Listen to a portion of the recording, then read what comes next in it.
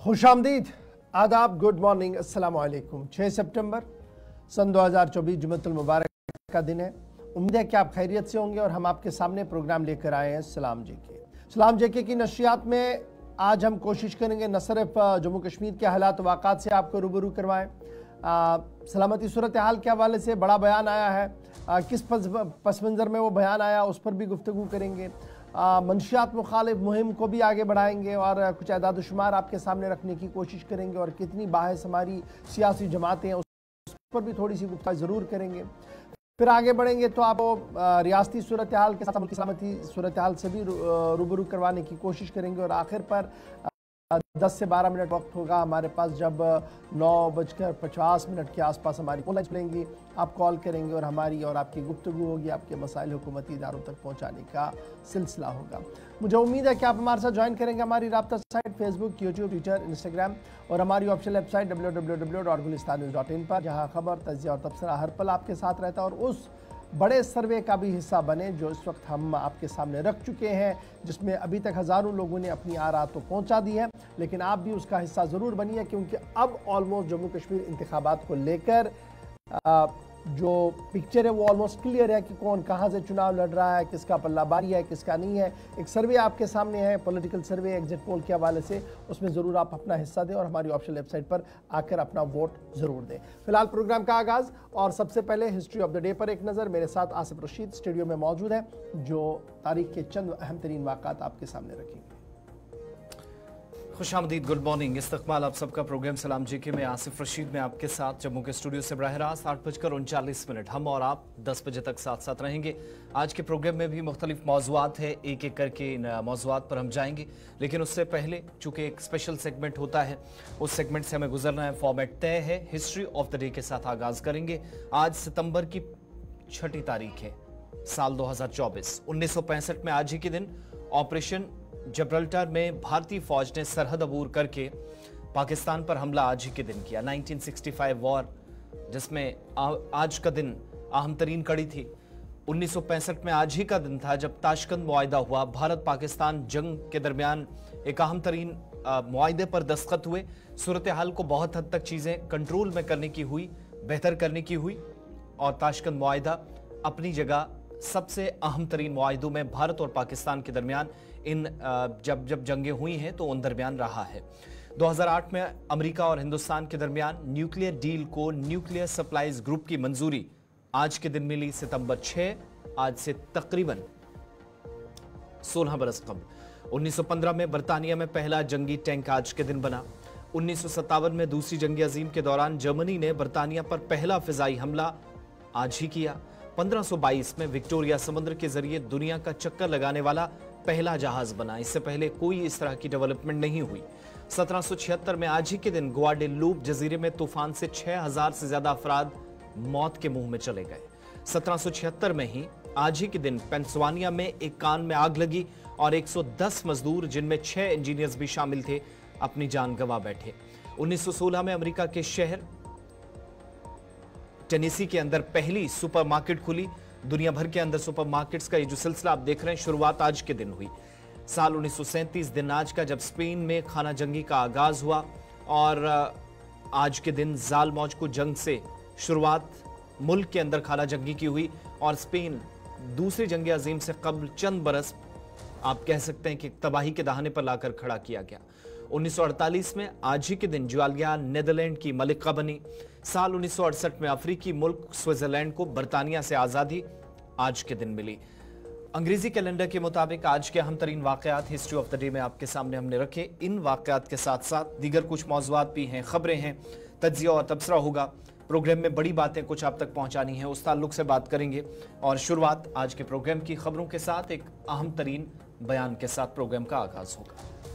आज प्रोग्राम और ख़बर का आगाज़ वज़ीर दिफा के उस बड़े बयान से होगा जिसने अफवाज को हाई अलर्ट पर कर दिया है। और क्योंकि 2 रोज़ा कॉन्फ्रेंस का अख्तिताम हो चुका है और अख्तामी तकरीब पर वज़ीर दिफा ने बड़ा बयान दिया है, और वज़ीर दिफा का ये बयान इसलिए इंतहाई अहम है क्योंकि न सिर्फ अंदरूनी सलामती को लेकर वज़ीर दिफा ने एक लाइन खींची है, बल्कि दुनिया भर के अंदर जो सूरत हाल उभर कर सामने आ रही है और जिस तरीके से दुनिया भर के अंदर जंग जैसी सूरत हाल बनी हुई है, उसमें भारतीय अफवाज का कितना बड़ा रोल है, इस पर एक बड़ा बयान आया और बयान ये आया कि अफवाज हिंद तैयार रहे जंग के लिए, हमेशा जंग के लिए तैयार रहे अफवाज। ये बात वज़ीर दिफा की तरफ से सामने रखी गई और ये वज़ीर दिफा ने आर्मी कमांडर्स कॉन्फ्रेंस के अंदर कही है, जिसमें आर्मी, नेवी और एयरफोर्स के जिम्मेदारान मौजूद थे और उनसे वज़ीर दिफा ने खिताब किया है। 2 रोज़ा कॉन्फ्रेंस के आखिरी दिन पर वज़ीर दिफा का ये बयान सामने आया कि जिस तरीके की सूरत हाल दुनिया भर के अंदर है और भारत के आसपास मुल्कों के अंदर है, उसमें इंतहाई ज़रूरी है कि अफवाज हाई अलर्ट पर रहे और जंगी सूरत हाल, जंग की सूरत हाल में अगर जाना पड़े तो उसके लिए तैयार रहे। 2 रोज़ा कॉन्फ्रेंस का आगाज़ बुधवार के दिन हुआ था, जहाँ पर कल रात देर गए वज़ीर दिफा ने भी बात अपनी रखी है। Chief of the defence staff general Anil Chauhan, chief of the army staff general Upendra Dwivedi, chief of the navy staff admiral Dinesh और इसी तरीके से chief of the air staff air marshal VK Chaudhary, वो वहाँ पर मौजूद थे। डिफेंस सेक्रेटरी वहाँ पर मौजूद थे, जिन्होंने मुख्तलिफ मामलात पर अपनी बात रखी और यूक्रेन, गजा, बांग्लादेश, अफगानिस्तान, पाकिस्तान का जिक्र करते हुए अफवाज को हाई अलर्ट पर रहने के लिए कहा गया। इसके साथ साथ कल वज़ीर दिफा ने यह बात भी साफ कर दी कि आज से 4 साल कबल चीन के साथ जो लाइन ऑफ कंट्रोल पर सूरत हाल बनी है मशरकी लद्दाख के अंदर, वो इंतहाई अफसोसनाक थी। लेकिन जिस तरीके से भारतीय अफवाज ने मामलात को संभाला और जिस तरीके से वो वहाँ पर मोर्चा जन है, उससे उनका सर मज़ीद फ़ख्र से ऊंचा है। लेकिन सूरत हाल तब्दील नहीं हुई है, जंग जैसी सूरत हाल बनी हुई है और इसमें एक छोटी सी चूक भी एक बड़ा नुकसान कर सकती है। वज़ीर दिफा का ये बड़ा बयान उस वक्त सामने आया है जब अफवाज हाई अलर्ट पर है मशरकी लद्दाख के अंदर। न सिर्फ मशरकी लद्दाख बल्कि चीन के साथ लगने वाली सरहदों पर गहरी नज़र रखने की बात जहां वज़ीर दिफा की तरफ से कही गई है, वहीं पर पाकिस्तान, अफगानिस्तान, यूक्रेन और गजा का जिक्र करते हुए कहा गया कि सूरत हाल ऐसी ना हो कि हम सोए रहें और दुश्मन कोई और चाल चले, इसलिए हर तरह से जंग की सूरत हाल में तैयार रहने की हिदायत जारी कर दी है वज़ीर दिफा ने। ये बड़ा बयान उस वक्त सामने आया है जब मुल्क के अंदर मुख्तलिफ रियासतों में इंतखाबी सरगर्मियाँ हैं, सलामती सूरत हाल बेहतर हो, दोनों तरफ भारत के अंदर और सरहद के उस तरफ नज़र रखी जा सके। दारुल हुकूमत के अंदर 2 रोज़ा कमांडर्स कॉन्फ्रेंस में खिताब वज़ीर दिफा की जानिब से किया गया और इतलात है कि आइंदा हफ्ता वो मरकजी ज़ेर इंतज़ाम लद्दाख भी जाएंगे, जहाँ पर एक अहम तरीन इजलास है। उस इजलास में ब्रीफिंग सरहदों की सूरत हाल पर ली जाएगी, तो उस एतबार से भी उससे पहले कमांडर्स के साथ गुफ्तगू शनीद करना या इस तरह की बात करना इस बात की तरफ वाज़ेह इशारा करता है कि मौजूदा वक्त में फोर्सेस पूरे मुल्क के अंदर अलर्ट पर ना सिर्फ होती हैं बल्कि रहने की भी ज़रूरत है। आगे बढ़ते हैं, मरकज़ के ज़ेर इंतज़ाम जम्मू कश्मीर की खबरों पर आते हैं और ख़बर उन तमाम लोगों के लिए जो मुख्तलिफ मकामात पर मजहबी मकामात का दौरा करते हैं। और शुमाली और वस्ती रेलवे की जानिब से मुश्तरका तौर पर एक अहम तरीन फैसला लिया गया और ये अपने आप में सरहदी सयाहत को तो फ़रोग दिया गया, लेकिन मजहबी सयाहत को फ़रोग देने की कोशिश भी भारत सरकार की रेलवे वजारत की जानिब से हुई है। अब उत्तर प्रदेश के प्रयागराज से, जिसको आप कभी कभार इलाहाबाद कहते थे, प्रयागराज से बराह रास्त माता वैष्णो देवी कटरा तक आपको ट्रेन चलती हुई नजर आएगी, जिसकी शुरुआत हो चुकी है। और जम्मू मेल के नाम से ये ट्रेन जो रोजाना आप सब जानते हैं कि सूबेदारगंज स्टेशन से रवाना होगी और माता वैष्णो देवी धाम तक बराह रास्त चलाने का जो एक तवील मुद्दत से मुतालबा रहा है, वो मरकजी सरकार की तरफ से पूरा कर दिया गया है। प्रयागराज से माता वैष्णो देवी जाने वाली ये ट्रेन जो जम्मू कश्मीर के अंदर बिलखुसूस उन लोगों को राहत पहुंचाएगी जो मुल्क के मुख्तलिफ रियासतों और मरकज के ज़ेर इंतज़ाम इलाकों से माता वैष्णो देवी के दरबार में हाजिरी देने के लिए आते हैं।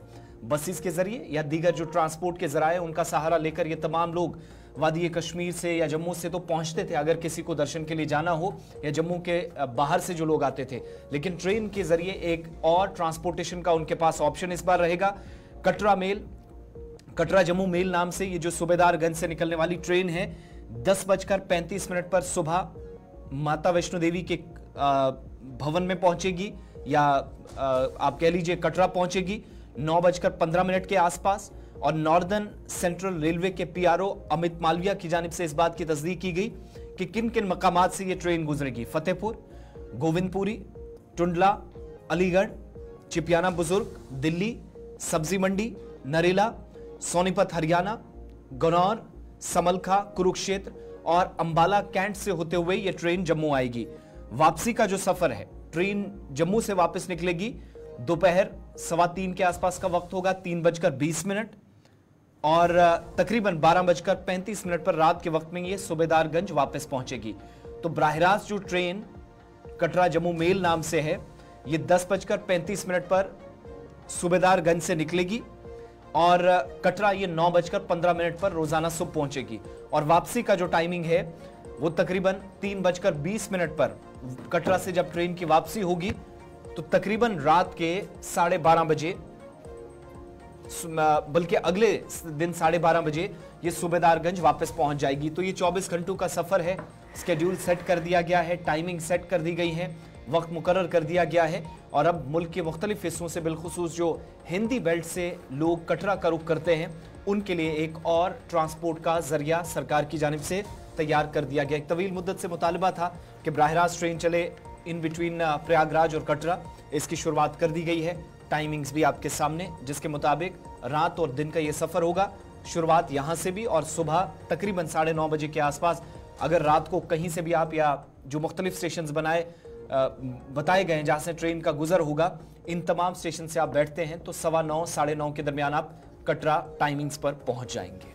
चलिए जनाब, ये तो रेलवे की एक पहल थी। प्रयागराज से वैष्णो देवी कटरा तक बराह रास्त ट्रेन चलाने का फैसला और कल से बाज़ाब्ता तौर पर इसका आगाज़ भी हो गया। अब ज़रा आते हैं जी तरक्याती मंसूबों और शहर और गांव देहात की तरक्की के लिए इंतहाई ज़रूरी होता है कि एक जामिया प्लान हमारे हाथ में हो।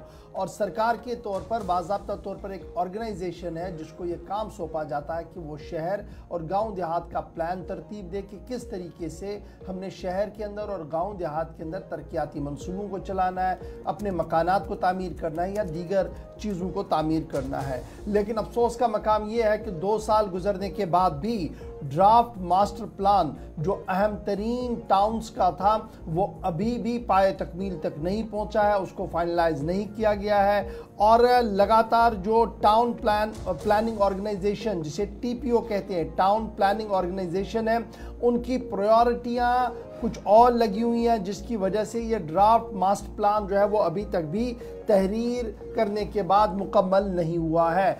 इसकी वजह से मुख्तलिफ मामलात पर, मुख्तलिफ पड़ावों पर जो है वो मुश्किलें खड़ी होती हैं डेवलपमेंट को लेकर। याद रखिएगा, जम्मू कश्मीर डेवलपमेंट एक्ट के तहत टाउन प्लान और प्लानिंग ऑर्गेनाइजेशन का एक अहम तरीन रोल है और बाज़ाब्ता तौर पर जम्मू कश्मीर इंतज़ामिया ने टाउन प्लानिंग ऑर्गेनाइजेशन को ड्राफ्ट प्लान 2 अहम शहर जो रामबन और बानिहाल के हैं, 2 डिस्ट्रिक्ट्स हैं, ये इनको पब्लिकेशन के लिए दे दिया था। और फिर बाज़ाब्ता तौर पर 2 अलहदा नोटिफिकेशंस भी सन 2022 में जारी की, 13 जुलाई को 13 जून को, जिसके तहत ये कहा गया कि अब सेक्शन 10 सब सेक्शन 1 के तहत जम्मू कश्मीर डेवलपमेंट एक्ट के तहत ये सारी चीज़ें जो है वो आगे बढ़ेंगी। एक तरफ से ये था। फिर दूसरा प्लान जो बनाया गया था वो रियासी वाला था, ड्राफ्ट मास्टर प्लान रियासी का। फिलहाल जो 17 मार्च 2022 को दिया गया था, एडिशनल डिप्टी कमिश्नर जो member secretary Reasi development authority है, उन्होंने बाज़ाब्ता तौर पर आवाम से सजेशंस मांगी थी। 60 दिन का वक्त दिया गया था, लेकिन न जाने क्यों वो 60 दिन कब के चले गए, क्योंकि 17 मार्च सन 2022 को नोटिफिकेशन शुरू हुई। हम 2024 में सूरत हाल क्या कुछ है आप समझ सकते हैं। लेकिन सबसे बड़ा मामला है टाउन प्लानिंग ऑर्गेनाइजेशन का।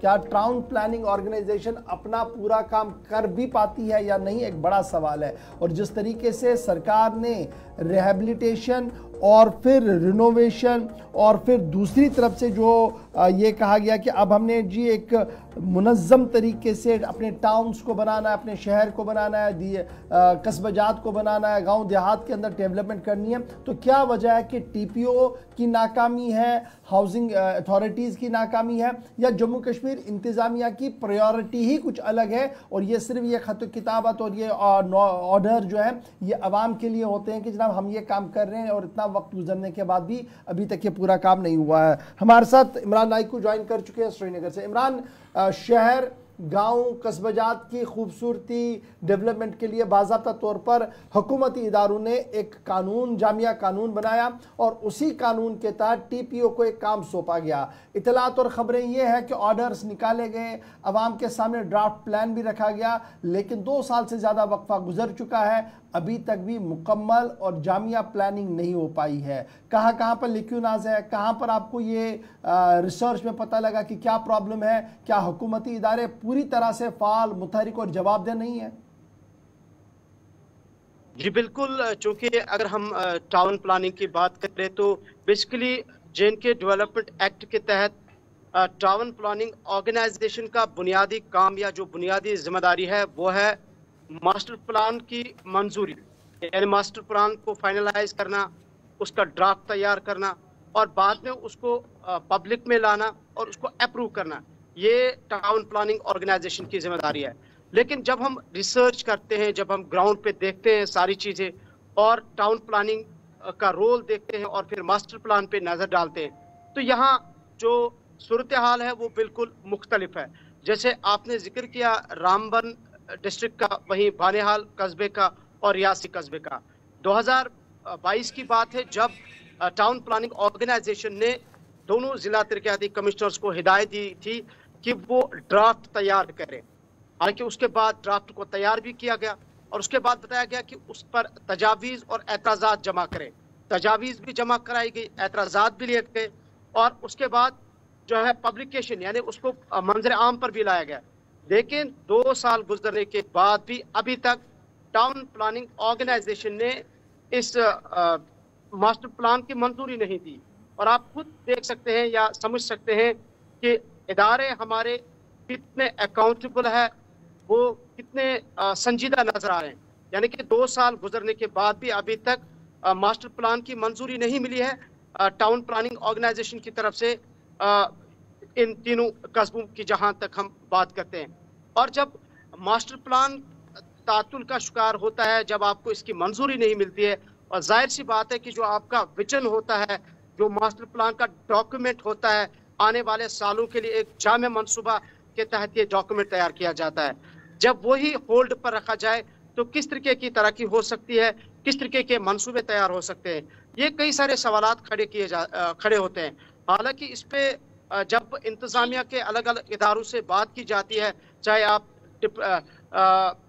डिस्ट्रिक्ट डेवलपमेंट कमिश्नर रामबन से बात करें या फिर रियासी से बात करें या फिर आप दीगर इदारों से बात करें, वो अपने हाथ खड़े कर देते हैं। वो कहते हैं कि ये तो अर्बन डेवलपमेंट डिपार्टमेंट के पास फाइल पड़ी हुई है। यानी कि जो मास्टर प्लान के लिए जो कार्रवाई, जो प्रोसेस शुरू किया गया था, वो प्रोसेस कंप्लीट होने के बाद सिर्फ उसको मंजूर करना है, उसको अप्रूव फाइनलाइज करना है। लेकिन फाइनलाइज के लिए 2 साल हो गए और फाइलें जो है वो अर्बन डेवलपमेंट डिपार्टमेंट के टेबलों में पड़ी हुई है। तो क्या मैं ये समझूं कि अवाम से जो राय ली गई, टीपीओ का मानना कि हमने काम किया, हाउसिंग एंड अर्बन डेवलपमेंट जो डिपार्टमेंट है वहाँ पर लैतुलैल है, जिसकी वजह से ये 2 साल का वक्फा लगा है। और ये जो हमें कहा जा रहा था कि एक ऑनलाइन निज़ाम बनाया गया है, शफाफ निज़ाम बनाया गया, फाइलें ज़्यादा देर नहीं रुक रही हैं, वो सिर्फ लेफ्टिनेंट गवर्नर के दफ्तर तक ही ऑर्डर था। तो इन ग्राउंड ये 2 साल का वक्फा यहाँ पर नहीं दिखता हमें। जी बिल्कुल, हम ये बात हमेशा कहते हैं कि हमारे जो ये दावे हैं, हमारे जो ये ऑर्डर्स है, ये सिर्फ पेपर्स और लेफ्टिनेंट गवर्नर तक महदूद है, मीडिया के बयानात तक महदूद है। लेकिन जब ग्राउंड सतह पर देखते हैं तो इम्प्लीमेंटेशन कहीं नजर नहीं आते हैं, संजीदगी कहीं नजर नहीं आती है। आप खुद ये समझ सकते हैं या जो हमारे व्यूअर्स इस बात को खुद महसूस कर सकते हैं कि जब आपका प्लान जो है 2 साल से टेबल पे फाइलें पड़ी है, इसको मंजूरी नहीं मिल रही है। आल्दो कि आप कह रहे हैं कि जब आप अलग अलग इदारों से बात करते, जब आप इसके जो मेंबर्स हैं उनसे बात करते, वो कहते हैं कि हमने अपना टास्क कंप्लीट किया है। लोगों से कहा कि आप तजावीज़ दें, उनने दी, आप एतराज़ात बताएं, बता दिए, जो एक्सपर्ट्स हैं उनसे उनकी तजावीज़, उनकी आरा ली गई और पूरा ये ड्राफ्ट तैयार किया गया। लेकिन ड्राफ्ट तैयार होने के बाद आप इसकी मंजूरी नहीं मिल रही है। लेकिन अब जो कंसर्न इसके ऑफिशियल्स है वो बात करने से कतरा रहे हैं, वो बात करने से गुरेज कर रहे हैं। तो ये एक बदकिस्मती है कि हमारे इदारों की ये सूरत हाल है। बहुत बहुत शुक्रिया इमरान हमारे साथ ज्वाइन करने के लिए, साहम तरीन मौजू पर तफसीलात फराहम करने के लिए। कुल मिलाकर मास्टर प्लान पर हुकूमत की जो मनसूबाबंदी है उस पर सवाल उठना लाजमी है, क्योंकि मुतअद्दिद मकामात पर ये जो प्लान्स बने थे 2 साल का अरसा गुजर गया है, लेकिन इस वक्फे के दौरान भी मुतलका हुकाम कोई मस्बत इकदाम उठाने में या पेशरफ्त करने में नाकाम साबित हुई है। और वजह यही है कि मुख्तलिफ हिस्सों के अंदर जो काम मुतलका हुकाम को या अथॉरिटीज़ को सौंपा गया था उस पर आप कह लीजिएगा कि इस वक्त सबसे बड़ी परेशानी है। और सबसे बड़ी बात यह है कि मुख्तलिफ हिस्सों के अंदर जहाँ पर प्रोग्राम्स बनाए भी जाते हैं, आप सब जानते हैं कि इन दिनों गवर्नमेंट फॉर्मेशन का एक प्रॉपर जो सेटअप है वो सारा एडमिनिस्ट्रेटिव पार्ट पर है, तो वहाँ पर सवालात ज़्यादा उठेंगे क्योंकि अवामी मुतलका हुकूमत फ़िलहाल नहीं है। आगे बढ़ेंगे और बात ज़रा उस स्कीम की करेंगे जिस पर गुज़श्ता कई रोज़ से हम मुफस्सिल रोशनी डाल रहे हैं, और वो स्कीम जिससे सेहत की खदमात मुतासिर हुई, परेशानी मुसलसल बढ़ रही है, बिलखुसूस उन लोगों के लिए जो जम्मू कश्मीर के अंदर गरीबी की सतह से नीचे या तो ज़िंदगी गुजारते हैं या फिर वो लोग जो बहुत हद तक इन्हिसार करते थे गोल्डन कार्ड पर, लेकिन जब से सर्विसेज बंद हुई, मुश्किलात सरकारी सतह पर खड़ी कर दी गई, तो परेशानियां मुसलसल बढ़ रही हैं। अब मुख्तलिफ सियासी जमातें भी सामने आ रही हैं, अपने अपने हिसाब से इस पर सरकार के सामने बात रखी जा रही है, मुतालिबात किए जा रहे हैं। लेकिन ओवरऑल आप देखेंगे तो जम्मू कश्मीर के अंदर लाखों ऐसे लोग, लाखों ऐसे पेशेंट्स जिनकी तादाद एक अंदाजे के मुताबिक 85 लाख से ज़्यादा बनते हैं या 85,49,000 के आसपास बनते हैं। ये पेशेंट्स जब से इन निजी इदारों की जानिब से गोल्डन कार्ड के तहत 2 सितंबर 2024 के बाद सर्विसेज फराहम करना बंद कर दी गई है, तो उसके बाद से ही मुश्किलात काफ़ी ज़्यादा है। एहतिजाज का भी एक सिलसिला देखा, डायलिसिस जो पेशेंट्स हैं उनके जो तीमारदार हैं उनकी जानिब से हमने देखा प्रोटेस्ट किए गए, उनके रिश्तेदार मुसलसल जो अस्पतालों में उनके साथ रहा करते थे उनको बेड्स पर छोड़कर प्रोटेस्ट करते हुए नजर आए। नईम अख्तर अंद्राबी साबिक रियासती वज़ीर तालीम है, उनका भी बयान सामने आया जिन्होंने मौजूदा वक्त में जो सूरत हाल है इस पर इंतज़ामिया को हदफ तनकीद बनाते हुए कहा कि जो एक एतमाद हुकूमत पर था, इंतज़ामिया पर था, सिस्टम पर था, लोगों का या मरीजों का, उसको तोड़ा गया है। ये ब्रीच ऑफ ट्रस्ट है, खिलाफ वर्जी है उस एतमाद की जो अवाम हुकूमत पर करती है।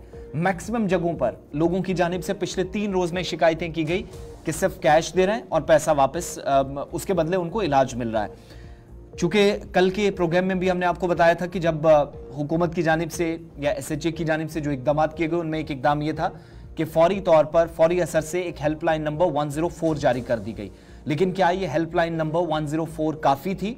इसका जवाब जब हमने तलाशा तो बहुत सारे लोगों से टेलीफोनिक गुफ्तगू हुई, राब्ता हुआ या मैसेजेस के जरिए राब्ता हुआ, तो मैक्सिमम लोगों ने बताया कि उस पर कोई किसी किस्म का रिस्पॉन्स नहीं मिल रहा। इंतजामी सतह पर बात तो की जा रही है, वो दूसरी बात है कि 104 हेल्पलाइन नंबर जारी करने के बावजूद भी किसी किस्म की राहत नहीं। लेकिन सवाल अहम तरीन ये कि 85,49,000 वो पेशेंट्स जो जम्मू कश्मीर के अंदर गोल्डन कार्ड्स पर आज के वक्त में भी बहुत हद तक डिपेंड करते हैं, और मैक्सिमम लोग ऐसे जिनका इलाज चल रहा था इस वक्त रुकावटें हायल हुई हैं। और इफ्को नाम, टोक्यो नाम की जो कंपनी है, कल भी हमने आपको प्रोग्राम में बताया था कि वो कोर्ट के ऑर्डर्स के बावजूद 29 अगस्त को Jammu Kashmir Ladakh common high court ने एक फैसला दिया कि अपने सर्विसेज अगले इकदाम तक आप जारी रखें। उसने भी ऑफिशियली मना कर दिया है, तो अगर कोई टेंडरिंग का प्रोसेस चलता भी है, किसी नई कंपनी को काम मिलता भी है, तो कम से कम मुबस्सरीन के मुताबिक 4 से 5 माह का वक्त लगेगा। इस दौरान क्या होगा उन 85 लाख से ज्यादा लोगों का जिनके पास गोल्डन कार्ड है, और 13,20,000 के आसपास ऐसे पेशेंट्स जो मौजूदा वक्त में ट्रीटमेंट पूरी यूनियन टेरिटरी के दोनों प्रोविंसेस में मुख्तलिफ अजला में गोल्डन कार्ड के तहत हासिल कर रहे थे। इरफान फाजिल के पास चलेंगे। इरफान, सियासी जमातों की बात अपनी जगह, लेकिन चूंकि आप कल भी मुख्तलिफ अस्पतालों में देख रहे थे, क्या सूरत हाल है, क्या मुशाहिदा कर पा रहे हैं? जब गोल्डन कार्ड चल ना रहा हो, सरकार ने कहा कि हम अपनी सतह पर इकदाम कर रहे हैं, कल भी स्टेटमेंट एक जारी हुआ, फिर 104 हेल्पलाइन नंबर भी जारी किया गया, कहीं पर किसी किस्म की थोड़ी सी कोई राहत की खबर? देखिए आसिफ, जहां तक गोल्डन कार्ड के हवाले से मैं बात करूंगा, जिस तरीके से प्रधानमंत्री नरेंद्र मोदी ने इस स्कीम को लॉन्च किया था, हमने देखा था कि स्टार्टिंग में काफी ज्यादा लोगों को राहत मिली थी। क्योंकि नो डाउट अबाउट इट कि अगर मैं बात करूं, फॉर एग्जांपल जितनी भी प्राइवेट हॉस्पिटल्स हैं वहां पर जितने भी तीमारदार जाते थे उन्हें एक अच्छी खासी सहूलियात मिलती थी। खास तौर पर इलाज मुआलजे के लिए जो क्रोनिक डिजीजेस होती है या क्रिटिकल डिजीजेस होती है, उसको मैनेज करने के लिए, फिनेंस मैनेज करने के लिए बड़ा हेवी अमाउंट यूटिलाइज करना पड़ता था। 5 लाख रुपए तक ये जो फैसिलिटी थी उसको काफी अच्छे से यूटिलाइज किया गया और लोगों को काफी मतलब सहूलियात मिली। मगर अब हम देख रहे हैं तकरीबन 150 करोड़ के करीब जो है पैसा पेंडिंग है प्राइवेट हॉस्पिटल्स का, जो पिछले तकरीबन जो इलाज मुआवजे के लिए गोल्डन कार्ड का इस्तेमाल हुआ है प्राइवेट हॉस्पिटल्स का मानना है कि अब वो सर्विस प्रोवाइड नहीं कर रहे हैं, जिसकी वजह से तीमारदारों को परेशानियां आ रही है। यानी उनका मानना है कि एक साइड से जो लैप्स फंड्स है जो रिलीज किए जाने चाहिए थे वो अभी तक पिछले 2 सालों से रिलीज नहीं किए गए हैं, जो तकरीबन 150 करोड़ के हवाले से बजट है प्राइवेट हॉस्पिटल्स का।